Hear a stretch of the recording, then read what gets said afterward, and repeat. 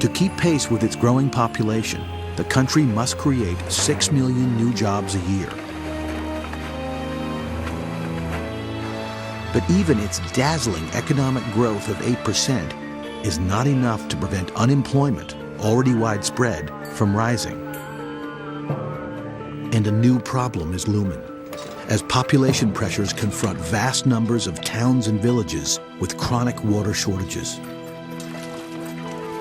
In India, water tables are now falling in most states, including the Punjab, which is the breadbasket of India. And this is making it more difficult to expand food production at a time when population is projected to grow by another 500 million by 2050. India faces really huge environmental problems from rapid population growth. It might have a hard time growing enough food for itself. On the other hand, it's becoming a center of software. So if it makes a transition to becoming more of a high-tech, knowledge-based society, then it probably could feed itself. It has huge numbers of very smart, well-educated people. So we have got such a large number of intellectuals in every field that you cannot write off India and say, oh, population growth will finish this country, will be doomed, there will be no drinking water, no housing, no nothing, no jobs. Absolutely unreal, unscientific. It is drama.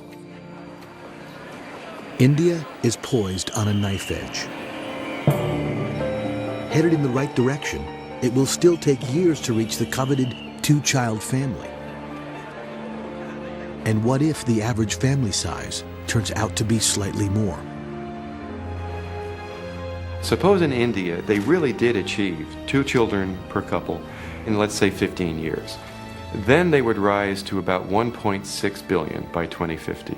But the key is, if couples have, say, on average, about 2.5 children, India would get its 2nd billion by the middle of this century. And the same is true for the world. If global fertility stays even slightly above this magical 2-child number, by mid-century our population could nearly double, from 6 to 11 billion.